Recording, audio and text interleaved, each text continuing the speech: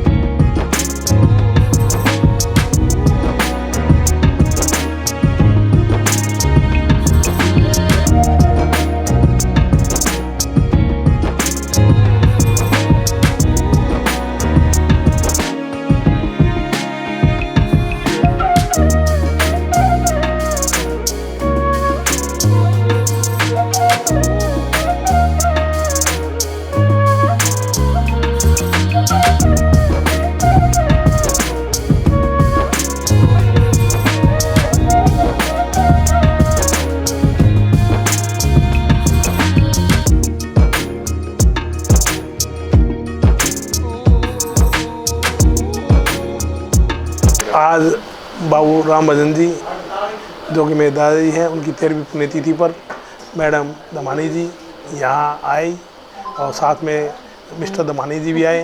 उनके लिए मेरे को बहुत बड़ी खुशी है और इन्होंने आके हमें जो गौशाला के बारे में जितनी भी बातें बताई और इन्होंने जो हमें आश्वासन दिया है कि आने वाले टाइम में ये हमें इम्प्रूव करेंगे, गौशाला को इम्प्रूव करेंगे, इसके लिए मैं इनका बहुत बहुत आभारी हूँ और सभी ट्रस्टीगण सभी का आभारी हूँ। और जो एक पौधा हमने लगाया एक पौधा माँ के नाम वो हमने लगाया है आज बाबू जी पुण्यतिथि पर, उसको भी हम पूरा संभालेंगे और उसको पूरा बड़ा करके पूरी देखरेख करेंगे। धन्यवाद। आज बुधवार का दिन है और आज इन्होंने एक ऐसा कार्यक्रम रखा हुआ है अपने बाबूजी की स्मृति में। तो पहले तो बाबूजी को हम अपनी श्रद्धापूर्वक श्रद्धांजलि देते हैं और गौ माता की सेवा के लिए इन्होंने मुझे बुलाया, इसके लिए मैं इनका धन्यवाद करती हूँ कि इस गौशाला से मैं किसी रूप से जुड़ी। वैसे तो मैं बुधवार शनिवार आती हूँ, लेकिन पूरे विस्तृत रूप में मैंने आज पहली बार ही इस गौशाला के दर्शन किए हैं और मैं उम्मीद करती हूँ कि यूनिवर्सिटी के पास जो कुछ भी संसाधन हैं नॉलेज के रूप में वो इस गौशाला को और आगे बढ़ाने के लिए प्रयोग होंगे। कोशिश करूँगी कि जो भी गाय से जुड़े हुए सेवक हैं उनको हम एक बड़े प्रोग्राम में यहाँ बुलाएं अपनी यूनिवर्सिटी में और उनसे हम कुछ ना कुछ ऐसा फीडबैक लें जिससे कि भिवानी की ये इतनी पुरानी जो धर्मशाला है ये अपना नया स्वरूप ले ले, विराट और नया स्वरूप ले। गौ हमारी संस्कृति में माता कही जाती है और ऐसे ही नहीं है, क्योंकि गाय के दिया हुआ सारा प्रोडक्ट जो है वो बहुत ही लाभकारी है सेहत के लिए। तो मनुष्य का जो गाय के साथ नाता है वो भी जुड़े, पूरे समाज गौओं की सेवा में आए। अब तो इकोनॉमी के रूप में भी गाय को देखा जाता है। तो गाय केवल हमारी सांस्कृतिक धरोहर नहीं है, बल्कि हमारी आने वाली विकसित भारत में एक बहुत बड़ी इकोनॉमी का भी फैक्टर बन सकती है। शायद लोगों को नहीं पता, इस समय भारत गाय के गोबर का सबसे बड़ा एक्सपोर्टर है। तो इस गाय के गोबर का हम कैसे सदुपयोग करें, उसके मूत्र का कैसे सदुपयोग करें, इसके ऊपर मेरे पास फार्मेसी डिपार्टमेंट है, उससे भी बात मैं करूँगी और कुछ ना कुछ अच्छा इस मुलाकात से निकल के आएगा, ऐसा मेरी उम्मीद है। मैडम, देखा जाए जैसे आपने एक पौधा माँ के नाम का ऐसा किया है आपने, क्या ये पौधा लगाने के बाद इसका पालन पोषण कैसे होगा? पालन पोषण मैं आती हूँ, अब रोज़ इसको देखने के लिए सोचूंगी कि जल्दी से जल्दी इसको आऊँ, इसको पोषित होता हुआ देखूँ और बड़ा होते हुए इसको देखूँ। बाबूराम भजन जी एक साधारण जीवन साधारण परिवार से पैदा हुए थे, परंतु उन्होंने गौ भगत ब्राह्मणों की और संतों की सेवा से वो इतने मुकाम पर पहुँचे जो हद है। उनको कैंसर जैसी बहुत बड़ी बीमारी थी, उनको कैंसर की बीमारी का भी कुछ डॉक्टर सूद ने और डॉक्टर करतार ने कहा था आपके पैंक्रिया में बीमारी है, बड़ी भयंकर बीमारी है। ये बीमारी उनको हमने किसी को नहीं बताया, उनको पता था, परंतु गौओं की सेवा करने का इतना महत्व था, वो बीमारी कहीं कहीं चली गई। और जिस दिन वो गए उस दिन गौशाला में आए और गौओं का सेवा कर कर और स्नान किया, स्नान कर कर मंदिर में गए, जो उनका घर का मंदिर था राम दरबार में, वहीं जाते जाते उन्होंने प्राण छोड़ दिए। उन जैसे आदमी, संत आदमी कम ही पैदा होते हैं। और जाते जाते मोहनलाल जी को कह गए थे जाने से पहले, भाई आप ये गौशाला संभालना। इसके अलावा उन जैसे विचारों के आदमी कम ही होते हैं। वो पॉजिटिव विचार थे, उनका श्रद्धा थी मन में। सबसे ज़रूरी बात थी कि वो हर एक को एक मन से सोचते थे कि ये नहीं एक बड़ा छोटा, ऊंचा नीचा, जात पात उनके मन में नहीं। एक आधी % तो हर एक 99% होती, 1% होती होगी, वरना कभी भी उन्होंने जीवन में किसी अपनापन उन्हें बहुत था। अपनापन की वजह से तबे से MP होते राजपूत पटना से, वो NCC के चेयरमैन थे। वो बाबूजियों को और राम 65 देशों में ले गए। केवल वही आदमी ऐसे थे जो हरियाणा के आदमी, एक साधारण परिवार से हो, उसको 65 देशों में गए। बंसी लाल जी के बहुत नज़दीक के रहे, OP जिंदल के बहुत नज़दीक के, लाला श्रीराम के बहुत, जहाँ भी एक नंबर पर है। उनका एक कारण था कि वो आदमी को अपनापन समझते थे। उनमें ये नहीं सोचे कि कौन है, क्या मजहब है, क्या जात है, जिसका है उसका काम कर दिया, भावना से चाहते थे। जिस आदमी अपनापन होता है, अपनापन और उसकी क्वालिटी होती है, ये बहुत बड़ी है। और प्लानिंग, ये दोनों तीनों चीज़ अच्छी होती है, वो उनमें थी। और गौओं का तो उन्होंने इतनी सेवा की, गौओं को जो कैंसर जैसी भयंकर बीमारी को उनको कुछ नहीं हुआ, एकदम चले गए। डॉक्टरों ने कहा था इनका आप तड़फ हो गया, ये हो गया, परंतु कुछ ही नहीं हुआ। उनको पता था ना कि हमने उनको बताया नहीं था आपको कैंसर है, परंतु उनको आभास था। परंतु उनकी गौओं की इतनी शक्ति है उसका मुकाबला। उन्हें गौ भगत और संतों की भक्ति, ब्राह्मणों की सेवा से इतने मुकाम पर पहुँचे, ऐसे आदमी बिरले ही होते हैं।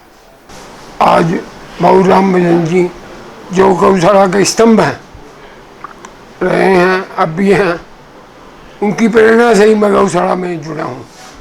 और आज उनकी 13वीं पुण्यतिथि है, उस उपलक्ष्य में हम इकट्ठे हुए हैं। Vice chancellor Chaudhary Bansilal university Deepti ji आई हैं, उन्होंने पौधारोपण किया है। हमारे ट्रस्टीगण भी सब आए हुए हैं और उन्होंने भी पौधारोपण किया है, लोगों की सेवामणि लगाई है। बाबूजी का जो पुण्यतिथि को हम मना रहे हैं, ये आई साल मनती है, पर इस साल थोड़ी ही हमने लोगों को जोड़ने की कोशिश की है, जैसे बाबूजी का सिद्धांत था। और बाबू राम भजन जी मेरे प्रेरणा स्रोत हैं, वही मुझे गौशाला में लेके आए और उन्होंने ही मुझे गौशाला का आखिरी दम, जब वो गोलोक को गए तो उसी दिन मेरे को गौशाला की गाय का पुंजड़ पकड़ा के कहा भैया अब तुमने देखना है इस गौशाला को। तब से मेरे अंदर कुछ गौ माता का आशीर्वाद और बाबूजी की प्रेरणा से मैं उसी दिन से यहाँ जुड़ा हुआ हूँ। और जितनी मेरे से सेवा हो सकती है मैं कर रहा हूँ, और विभिन्न संस्थाओं के लोग आके अपनी सेवाएं दे रहे हैं। मैं बाबूजी से 2010 से जुड़ा हुआ हूँ। बाबूजी सुबह 6:30 बजे यहाँ लिया करते, यहाँ आके गौवां की सारी देखभाल करते, सब चेकिंग करके काम, मुंशी को काम देकर फिर चिनार में जाया करते। चिनार में घुमा फिरी कर गए, थोड़ी दवाई ले गए, फिर आप अपने घर जाया करते। एक आपने मुझे बताया था कि बाबूजी ने 4 पौधे लगाए थे, वो क्या बात है? हाँ, बाबूजी ने 4 पौधे, 4 ट्रस्टी बनाए थे, वही आज देखभाल कर रहे हैं। मोहनलाल जी, एक मैं, एक विजय कुमार, एक गोविंद राम तमाखुवाड़ा तो आज है नहीं। हम बाबूजी को नमन कर रहे हैं। आज बाबू राम भजन जी अग्रवाल की 13वीं पुण्यतिथि पर हर शहर का आदमी उन्हें पुष्प अर्पित करने आ रहा है। और ये एक ऐसी महान विभूति थी जिन्होंने उस ज़माने में बहुत अच्छी एजुकेशन लेके और समाज की भलाई के लिए भिन्न भिन्न कार्य किए। वे अग्रवाल सभा के प्रधान रहे, वे कपड़ा मार्केट के प्रधान रहे। उन्होंने अपना एक बहुत बड़ा सत्संग भवन राम कुंज के नाम से बनाया और वेस्ट महाविद्यालय ट्रस्ट के ट्रस्टी, गौशाला के ट्रस्टी, भिन्न भिन्न संस्थाओं में उन्होंने अपना योगदान दिया। आज उनकी पुण्यतिथि है। सारा हम उनके परिवार के आदमी, उनका सारा समाज के आदमी आज उनको पुष्प अर्पित करता है।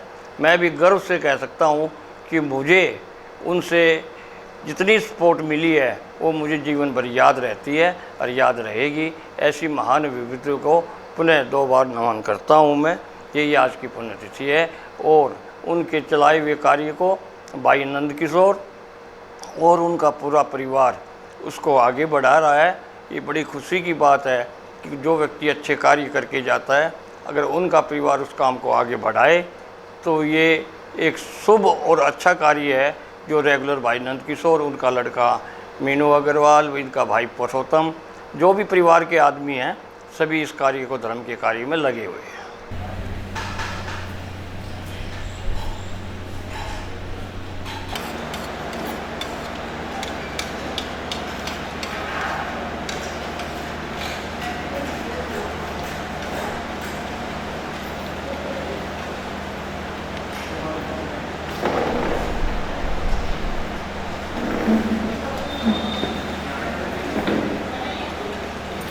हम हमारे बाबूजी को याद कर रहे हैं और उनकी याद में जितना भी धार्मिक काम हो जाए उतना ही कम है। हमने गौशाला में गए, फिर यहाँ हमने ये प्रभु जी को भोजन करवाया और भी हम कुछ पुण्य काम करने की कर रहे हैं। पुरुषोत्तम जी वैसे देखा जाए तो उनके अनेक प्रेरणादायक कार्य रहे हैं, पर आज आप इस क्षण में क्या बात याद करते हैं, क्या प्रेरणा मानते हैं कि भी इसके ऊपर हमें जीवन बिताना चाहिए?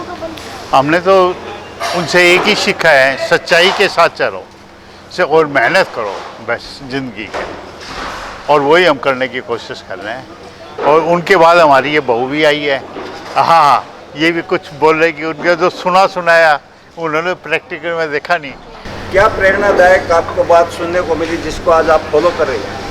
फॉलो तो पता नहीं कुछ कर पाएंगे कि नहीं। जो मैंने सुनी है कि वो बहुत ज़्यादा लॉयल थे, बहुत ऑनेस्टली काम करते थे और सबका बहुत बहुत भला करते थे, सबके काम करवाते थे। और ऐसे ही पापा भी हैं, वो भी बहुत ज़्यादा सबका पहले सोचते हैं, अपना बाद में सोचते हैं। तो मेरे को ऐसा लगता है इस परिवार में सारे ही ऐसे हैं।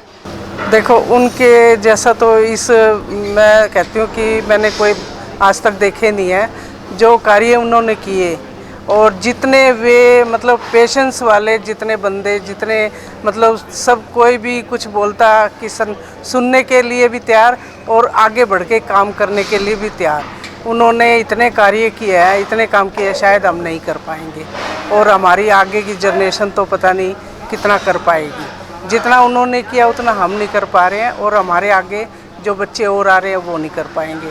तो मैं तो ये कहती हूँ कि सबको बाबूजी के पद चिन्हों पे चलना चाहिए और उनसे ये प्रेरणा लेनी चाहिए कि उन्होंने सब धार्मिक, हमारे जो सत्संग धाम है, रामकुंज सत्संग धाम, उसमें मतलब एवरीडे ही कोई ना कोई सत्संग या कोई साधु संत आते जाते रहा करते थे।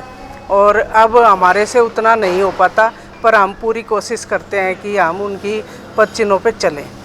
हमने आदमी तो बहुत देखे हैं, लेकिन हमारे बाबूजी से जैसा आदमी हमने नहीं देखा। जैसे घड़ी की सुई चलती थी वैसे हमारे बाबूजी चलते थे। बाबूजी हर काम में तत्पर रहते थे। हमारे रामकुंज में इतने संत आए हैं, आज तक वो संत कहीं भी नहीं आए हैं। सालों शंकराचार्य हुए, सबसे बाबूजी का बहुत गहरा संबंध रहता था और बाबूजी कभी भेदभाव छोटी नीचे। हम एक बार उनके साथ गए घूमने के लिए, तो बाबूजी खुद हमें बेड पे सुआए, बोले पांडे तू बेड पे सो, जान के कह रहे थे कि पांडे जी को दुख ना हो, और बोले तू मंगा के खा। तो उनके जैसा हृदय दिल ना किसी का है ना होगा। इसीलिए बाबूजी हमारे एक छोटे से लेके आज उन्होंने अपने जीवन में क्या नहीं देखा, बहुत कुछ सुख सुविधा सब कुछ देखे, बहुत कुछ देखे गए और उन्हीं के पद चिन्हों पे आज बच्चे भी चल रहे हैं। हमारे नंद किशोर बाबूजी, पुरुषोत्तम जी, मीनू जी, संजय जी, सारा परिवार भी हमारा धार्मिक है। आज भी जो उनके बच्चे हैं उन्हीं के नाते आज हमारे जो प्याऊँ चल रही सब बाबूजी की देन है। तो बाबूजी से जैसा उदार व्यक्ति, बाबूजी से जैसा धार्मिक व्यक्ति हिंदुस्तान में हमें कभी नहीं मिलेगा। और राम जी जैसे संत हृदय के आदमी तो कम ही आते हैं जीवन में। उन्होंने जो महाराज ठिकराने वाले का आशीर्वाद लिया, लाला उनके पिताजी राम प्रसाद जी और रामेश्वर दास चाचा जी से बहुत अच्छा प्रेरणा की। वो जबकि सेवा करते थे, उन दोनों बुजुर्गों की मन से सेवा करते थे, स्नान कराते थे, धोती पहनाते थे, फिर रात को पैर दबाते। बाहर का कोई भी आदमी आ जा बुजुर्ग आदमी आ उसको रात को पैर दबाना उनका परम कर्तव्य था। ऐसे आदमियों की जो सेवा की भावना थी, अंतरात्मा से ऐसे आदमी कम ही पैदा होते हैं। बड़े बड़े राम सुखदास जी, रामदास जी, उच्च कोटि के यहाँ से बाराबंकी वाले उच्च कोटि के संत यहाँ आए हैं, जो उनके पास साधारण पड़ा था तो भी उनका प्यार इतना था, जब संतों को भोजन करा के स्वागत जब अपना खाना खाते थे। ऐसे जीवन में कम ही आदमी होते हैं। वो भगवान हनुमान जी परम भगत थे। जिस दिन गए गौशाला में गए, गौशाला में जाकर उन्होंने गौों की सेवा कर कर सोमवार का दिन था, सावन का आखिरी सोमवार था, और उस रोज़ वो अपने राम के मंदिर में राम राम करते हुए चले गए। ऐसा धर्म, ऐसी मौत कम ही आदमियों को मिलती है, रेरी आदमी मिलती है जो गौों की सेवा में कर कर भगवान के मंदिर में अंतर्धान हो गए। बोलिए गौ माता की, गौ माता की, भारत माता की, गौ माता की।